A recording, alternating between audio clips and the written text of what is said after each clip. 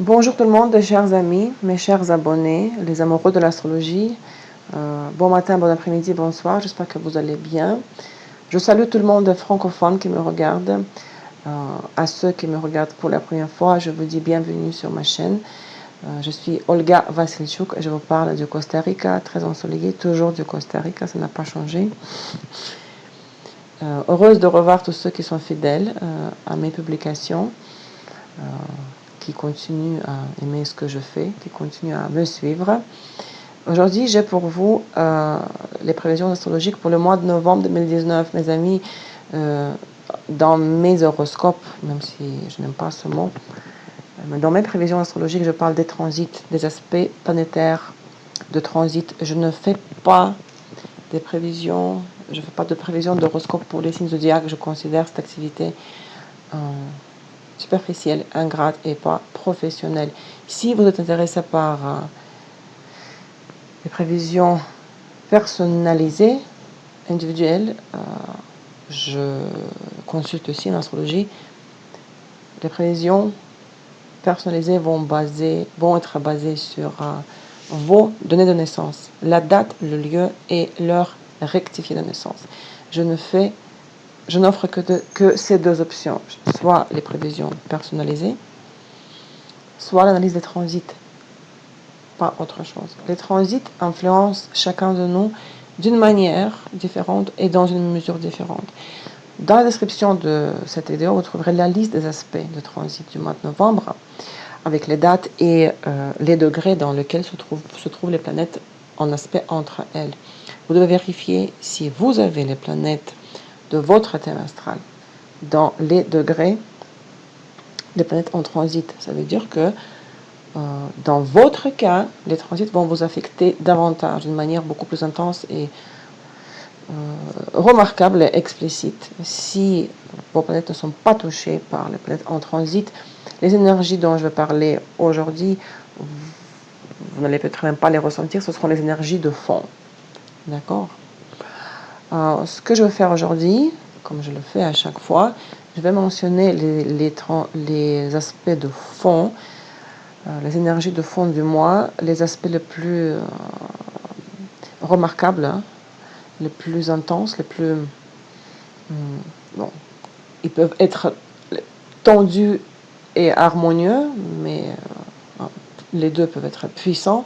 Je les mentionnerai et je parlerai des phases du mois, de la nouvelle lune du mois. Qu'est-ce qui se passe avec notre mois de novembre? Le mois de novembre 2019 est le moment de reconsidérer les directions du mouvement prises dans le passé. D'ici fin novembre et aussi au début de décembre, et pendant le mois de décembre, nous devrons très probablement changer d'orientation du développement. Et cette nouvelle orientation sera décisive pour longtemps. L'approche réaliste des situations de notre vie est très importante maintenant, mais en même temps, il ne faut pas oublier l'optimisme. Jamais. Mais surtout, au mois de novembre, vous verrez un peu plus tard pourquoi. Qu'est-ce qui va suggérer d'être plus optimiste que d'habitude.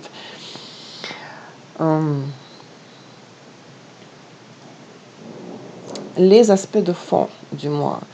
Bon, je dirais que premièrement, c'est Mars en opposition à Uranus. Cet aspect durera entre le 19 et le 27 novembre.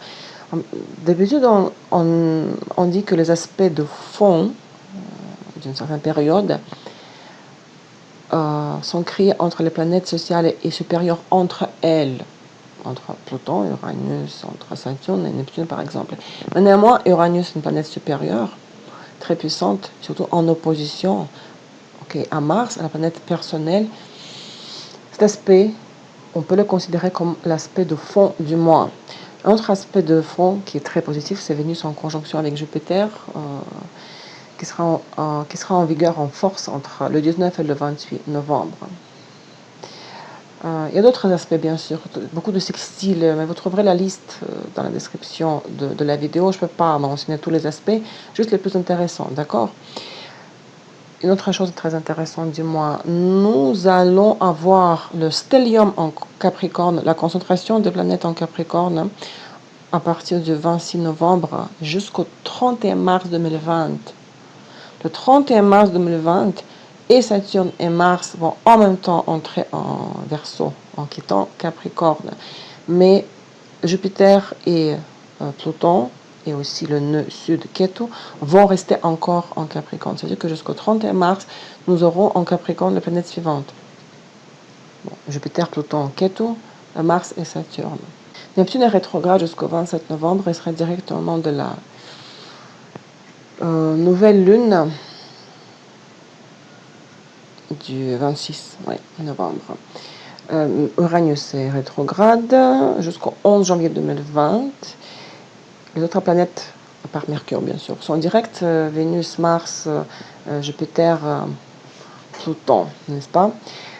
Donc Mercure rétrograde jusqu'au 20 novembre, il est devenu direct, il est devenu rétrograde hier le 31 octobre. Donc jusqu'au 21 novembre, le rythme principal des événements sera dicté par Mercure rétrograde en Scorpion. Et ce mois-ci, Mercure aura de nombreux aspects importants. En plus, la pleine lune du 12 novembre tombe sur sa conjonction du Mercure, je veux dire, avec le Soleil. En novembre, Mercure répétera, en étant rétrograde, les aspects harmonieux avec Saturne, Neptune et Pluton qu'il a déjà formés en octobre. En plus, il le fera 2 fois en novembre. D'abord pendant le mouvement rétrograde et puis en étant déjà dans la phase directe. À quoi devons nous attendre pendant la phase rétrograde de Mercure, qui arrive assez souvent, donc vous devez savoir déjà quoi faire, quoi ne pas faire.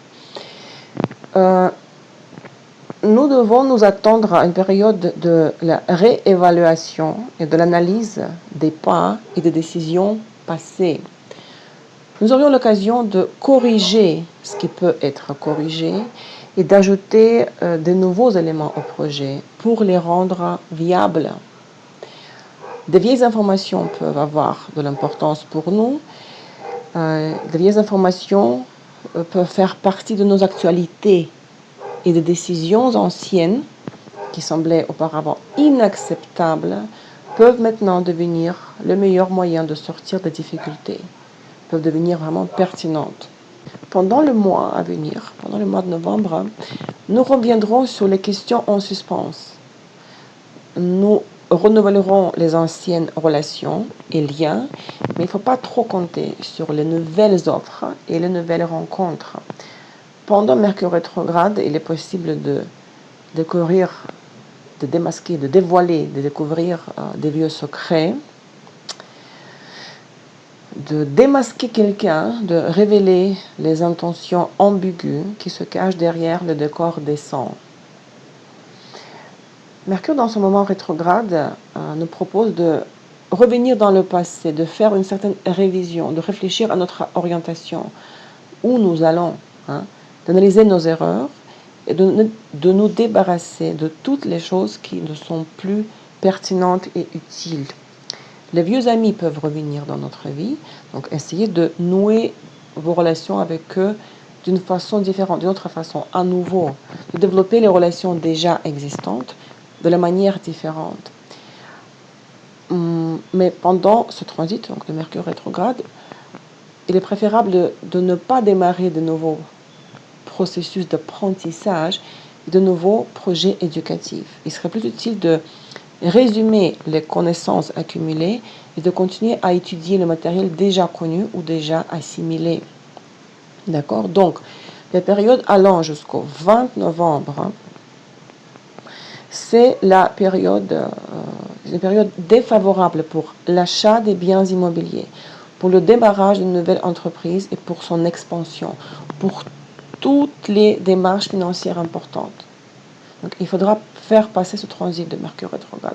C'est également une période défavorable pour tout achat important surtout pour l'achat des moyens de transport, des véhicules, du matériel de bureau, des appareils ménagers et des moyens de communication. Donc, acheter l'ordinateur, le téléphone portable, cellulaire, comme on dit au Québec, n'est pas conseillé. À partir du 21 novembre, nous entrons dans une période où nous pouvons résumer les informations reçues pendant la phase rétrograde de Mercure. Mais il est préférable de lancer tous les démarrages significatifs et d'annoncer les nouveaux projets visant le développement durable seulement après le 26 novembre, après la fin de la phase stationnaire de Mercure. Parce que les phases stationnaires, lors du passage de la planète de la phase directe à la phase rétro et de la phase rétro à la phase directe, les moments des changements des phases, ce sont des moments vraiment aussi très stratégiques, critiques. Si vous commencez quelque chose pendant la phase stationnaire de Mercure, après, ça sera vraiment bloqué, stoppé, congelé. D'accord, dans le futur. Donc, les jours entre le 27 et 30 novembre 2019 est une bonne période pour de nouveaux départs, pour le début de nouvelles relations amoureuses, pour de nouvelles coopérations et des partenariats d'affaires. C'est l'une des périodes les plus favorables du mois pour les nouvelles entreprises dans de nombreux domaines de votre vie. Entre le 27 et 30, vraiment les derniers jours du mois, parce que Mercure sera direct, mais pour d'autres raisons également. Je les mentionne tout à l'heure, parce qu'il y a d'autres aspects à mentionner. Jusqu'au 22 novembre, nous sommes encore sous l'influence de l'énergie du Scorpion. Ceci nous encourage à nous améliorer en transformant le monde qui nous entoure. Le champ énergétique du Scorpion stimule un niveau d'intensité très élevé et crée des situations de crise. Pendant cette période, quand les énergies de Scorpion règnent dans le ciel, des situations dangereuses se produisent plus souvent. Nous pouvons recevoir de nouvelles au sujet de transformations, des crises dans la vie de quelqu'un d'autre, de nouvelles au sujet de la mort. Nous sommes amenés à faire face à des secrets. Nous nous retrouverons dans les situations de transformation radicale, dans les situations de crise, aux frontières extrêmes de l'existence, lorsque confrontés à la mort ou à bout de ressources.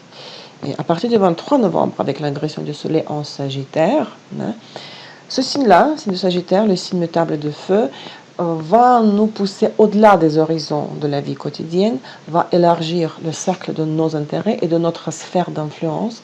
Il nous fera, ce signe de Sagittaire nous fera réfléchir à l'unité de tous, à l'unité de tout et de tous, et indiquera la voie à suivre pour atteindre un objectif ou les objectifs communs. Aussi, également autre chose, l'énergie interne du mois de novembre est déterminée par Mars. Pourquoi? Parce que dans la première et dans le premier, deuxième, troisième décan, au début de la fin du mois, Mars sera en aspect tendu avec les planètes supérieures et avec les planètes lourdes. Dans le premier décan, Mars sera en carré avec Pluton. Le carré sera formé le 5 novembre et dans le dernier décan, Mars sera en opposition avec Uranus le 24 novembre. Pendant ces périodes, donc les jours proches des aspects exacts mentionnés, il y aura une forte probabilité d'agitation sociale, d'action révolutionnaire dans un certain nombre de pays, le risque d'émeutes de rue, d'attaques terroristes, d'intensification des conflits militaires, d'augmentation du nombre de catastrophes, entre autres catastrophes naturelles. Les rassemblements et les manifestations mèneront à des affrontements avec la police ou l'armée. Donc, le carré Mars-Pluton, qu'on pourrait, en même temps que l'opposition Mars-Uranus, appelée par, désignée comme l'aspect de fond du mois de novembre, crée beaucoup de tensions. Il aura un désir actif, un très grand désir d'arriver à notre but à tout prix. Et la capacité de combattre, justement, la capacité de combattre et de gagner en utilisant la force peut provoquer l'attitude conflictuelle et même la cruauté. L'opposition de Mars et Uranus accélérera nos affaires, mais nous risquons d'être débordés d'énergie. La soif pour le nouveau et pour les actions originales, pour les actions hors du commun, apportera dans notre vie le renouveau, sans doute. Mais il est important de rechercher en même temps l'équilibre, car la hâte, le manque de réflexion dans les actions, l'amour excessif pour la liberté et l'impulsivité créeront des tensions. Donc soyez prudents et attentifs, car cet aspect de l'opposition Mars-Uranus crée souvent des situations dangereuses dans la vie. Le positif du mois, le positif du début de mois, c'est l'ingression de Vénus en Sagittaire le 1er novembre, aujourd'hui. En fait, Vénus a 2 ingressions en novembre. Le 1er novembre, il entre en Sagittaire, où il restera jusqu'au 25 novembre. Et ce transit nous procurera de la joie, de la sociabilité, de la bonne volonté. L'influence du Sagittaire sur Vénus se manifestera dans le désir de voyager, d'explorer le monde, d'élargir la conscience et de communiquer avec les gens qui partagent les principes de vie, les mêmes principes de vie que nous, qui ont la même philosophie, la philosophie similaire, ou qui ont des horizons plus larges.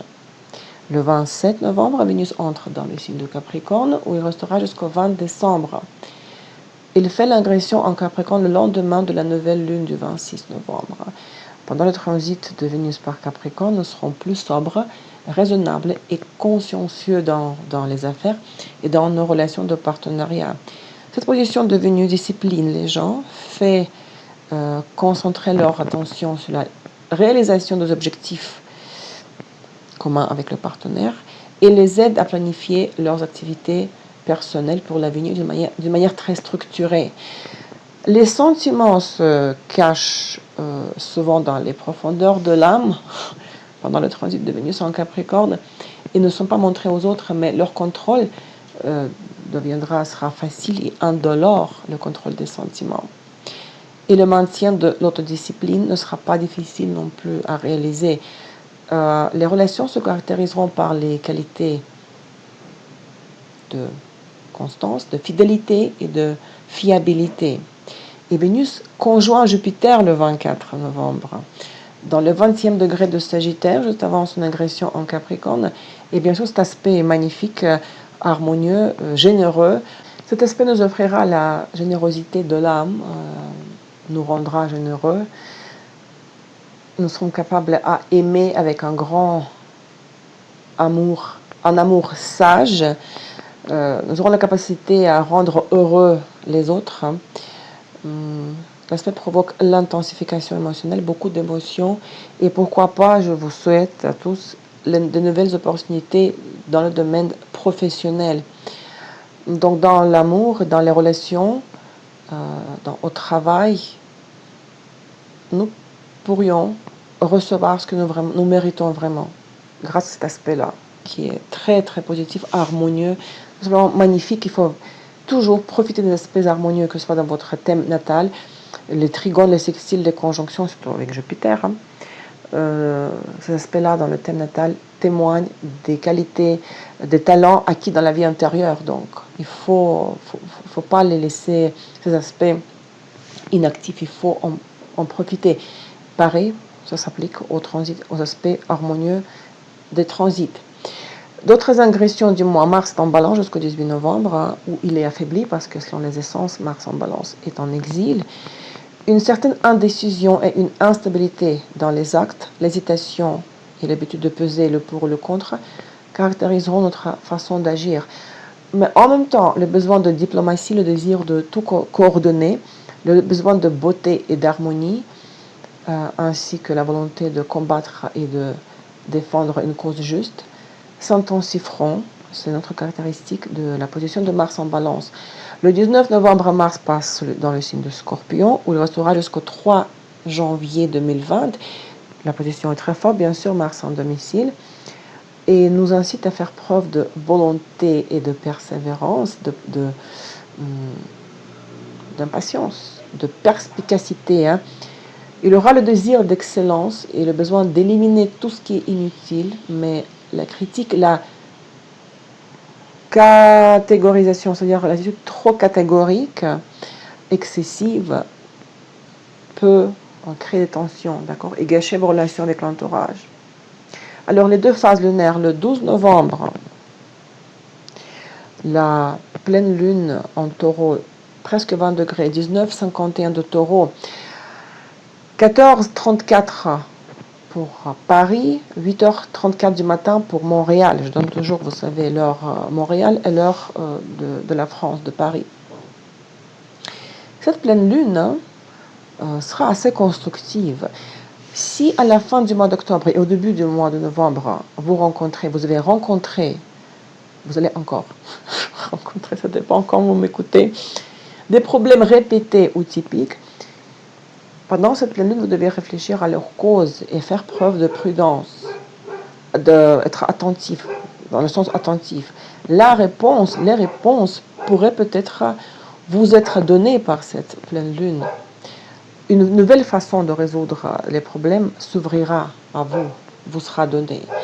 Le jour de la pleine lune, Mercure rétrograde est en conjonction avec le Soleil. Donc les discussions importantes, les négociations sur les thèmes pertinents et toujours pas résolus, qui n'ont pas été résolus jusqu'au présent, surtout sur les thèmes de la finance, des finances, sur les thèmes des bénéfices et des relations financières, vont atteindre le point culminant. Ils vont mûrir au moment de la pleine lune et il faudra les aborder, ces questions, et les résoudre. Donc les litiges concernant les biens communs, le thème du scorpion, parce que le soleil sera en conjonction avec Mercure en scorpion. Les problèmes liés à la disposition des biens communs, division, disposition des biens communs, peuvent s'aggraver. Mais à présent, au moment de cette pleine lune, il vaut mieux ne pas prendre de décisions importantes, en particulier dans le domaine des finances communes.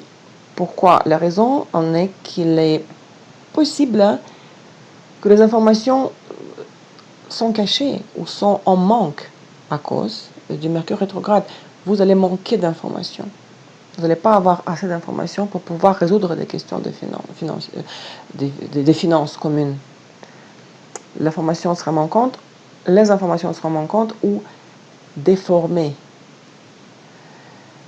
Par conséquent, une évaluation de la situation,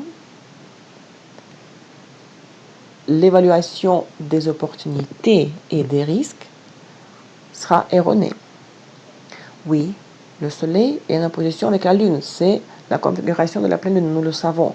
Mais il y a d'autres aspects qui créent le fond du thème de la pleine Lune.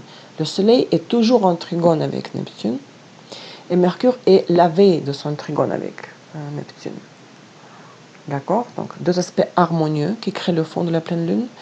Le Soleil et Mercure sont en même temps en sextile avec Saturne et Pluton qui sont en conjonction avec un orbe large, soit, mais on l'admet cet orbe large pour les aspects entre les planètes sociales et supérieures. Et en fait, Soleil et Mercure font partie de la configuration qui s'appelle le bisextile. En fait, le bisextile, c'est un trigone et deux sextiles.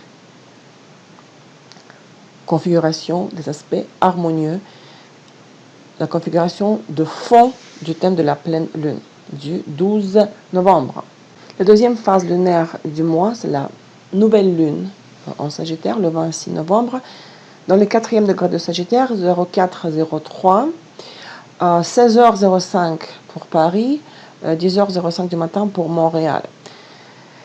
Les énergies de cette nouvelle lune en Sagittaire renforcent le désir d'aller au-delà du cadre habituel, favorisent les voyages, favorisent de nouveaux commencements. Cette nouvelle lune donne lieu à de nouveaux projets liés à l'éducation à l'étranger, au droit, à l'édition, à toutes sortes de projets de design dans le sens de conception, à l'informatique, au tourisme et à la coopération étrangère. Ce cycle lunaire ouvre de nouvelles possibilités en matière d'enseignement supérieur, de la religion, des longs voyages et du lancement des affaires à l'étranger. Le maître de la nouvelle lune, en Sagittaire, donc, Jupiter, est magnifiquement aspecté. Il est en conjonction avec Vénus, que nous avons déjà mentionné. Il est en sextile avec Mars et en trigone avec Uranus. Et cette nouvelle lune ouvre la saison des éclipses d'hiver 2019-2020. Oui, on considère qu'un mois avec la première des 2 ou des 3 éclipses marque le début de la saison. Donc on entre avec la nouvelle lune du 26 novembre dans dans l'orbe, dans la saison des éclipses. Bien sûr, 2 semaines avant l'éclipse, nous sommes déjà vraiment, on touche aux énergies de l'éclipse à venir. Mais un mois avant, beaucoup d'astrologues considèrent un mois avant et un mois après la dernière éclipse de la saison. D'accord? Donc nous allons avoir l'éclipse solaire dans le 4e degré de Capricorne le 26 décembre et le 10 janvier 2020, l'éclipse lunaire dans le 20e degré de Cancer. Mais j'en parlerai bien sûr en détail un peu plus tard, dans un mois. Les amis, pour terminer, pour résumer, les derniers jours du mois de novembre et le début du mois de décembre est la période de la mise en œuvre des plans préparés et réfléchis. Le 26 novembre, Vénus entre en Capricorne et après elle, tout de suite, le 2 décembre, Jupiter entre à son tour en Capricorne. Donc, la fin du mois de novembre, début de décembre, c'est la période la plus favorable du novembre et de la première moitié de décembre. Elle convient au lancement et à la promotion des nouveaux projets et aux changements importants dans tous les domaines de vie qui vous intéressent. C'est un excellent moment pour de nouveaux commencements dans le travail, dans les affaires, pour les achats importants, hein, voiture, appartement, maison, pour le début d'un nouveau programme d'études, pour le changement dans le travail, pour la prise d'une nouvelle direction dans les affaires. Parce que Vénus et Jupiter seront en Capricorne, d'accord? Donc, ces jours-là seront favorables pour l'interaction avec la direction, l'institution officielle, avec les supérieurs, avec les personnes âgées. L'énergie de Capricorne, il sera favorable de Capricorne dans lequel nous aurons Vénus et Jupiter. Regardez, c'est pas mauvais, hein, le mois de novembre. Il ne faut pas avoir peur de Mercure rétrograde, c'est pas la fin du monde. Il faut profiter de ce transit-là pour regarder en arrière, pour réparer, pour refaire, pour ajuster, d'accord? Et peut-être, oui, il faut ajouter, vous le savez aussi sûrement, si vous avez Mercure rétrograde dans votre thème natal, ce transit-là, le transit de Mercure rétrograde, est favorable pour vous. Voilà mes amis, c'est tout pour aujourd'hui. J'espère que l'information vous sera utile. Je serai en direct, je vais faire une diffusion en direct, le live le 7 novembre. Sur YouTube, les questions astro-tarot de votre part. Mini consultation pour une contribution symbolique. Je vous invite aussi à joindre à mon canal Telegram. Je publie des nouvelles régulièrement concernant mon activité, mon école. Je vous invite aussi à regarder mes diffusions en direct sur Instagram. Depuis quelque temps, je fais les diffusions live avec le taroscope pour tous les signes zodiaques sur Instagram, que je publie après sur Facebook. Et tous ceux qui veulent apprendre l'astrologie avec moi, je vous invite à joindre à mon école d'astrologie. Je vais commencer en novembre l'enregistrement du module 2 du cours Astrologie natale. Le premier module est entièrement disponible. Hein. Pour toutes les questions, vous savez comment me contacter. L'adresse de mon site web est astroésotériquepro.com. Toutes les données de contact sont dans la description de mon profil, de ma chaîne YouTube et dans la description de cette vidéo. Donc, bon mois de novembre à tous, prenez soin de vous et à très bientôt. Au revoir.